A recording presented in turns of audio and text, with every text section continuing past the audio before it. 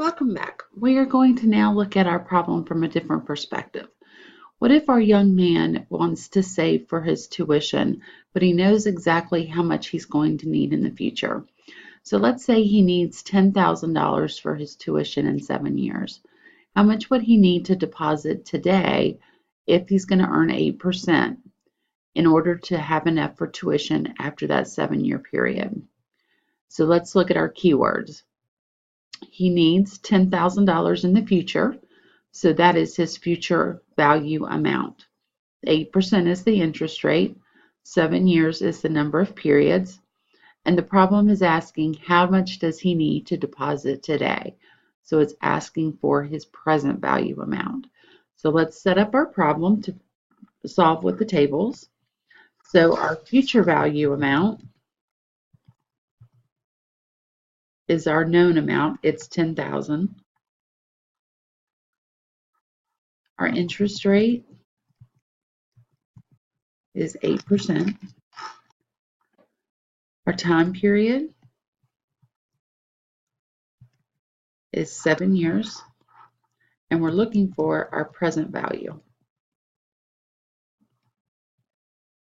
So in order to find that, we need to have our PVIF. So we're going to look that up in the table. So our PVIF is going to be, remember this, we're going to look across our top at our 8% and down our column here to 7 years. So it's this 0.5835. So we're going to put that 0.5835. And then we're going to multiply here. So this is going to be equal to our 10,000 times our 0.5835 equals, and we're just going to put a $sign on that.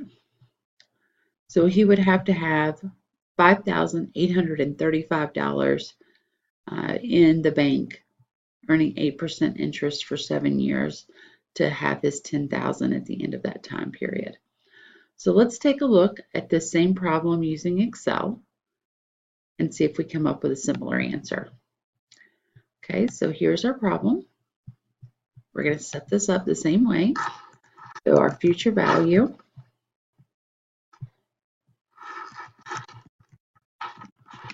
is 10,000. Our interest rate is 8%. Our time period is 7 years, and we want to find our present value. So again, we're going to come up here. We're going to use our function wizard. We're going to type our description in here. We're going to click go. It's going to come up with our PV as one of our choices here. We're going to click OK. It's going to come up here with our list of variables. So for rate, we're going to come over here and click our 8%. For our number of periods, we're going to come over here and click our 7. And then we do not have a payment because this is not an annuity problem, so we're going to leave that blank. For our future value, remember, we're going to put this in as a negative. And we're going to come up here and we're going to click our 10,000. And then we're going to click OK. And we're going to come up with a very similar number here, 5,834. So if we flip back over, we'll see that this was 5,835, and this is 5,834.90. So we're only about 10 cents off with our Excel answer. So again, this is a single sum present value problem, and this concludes our second example.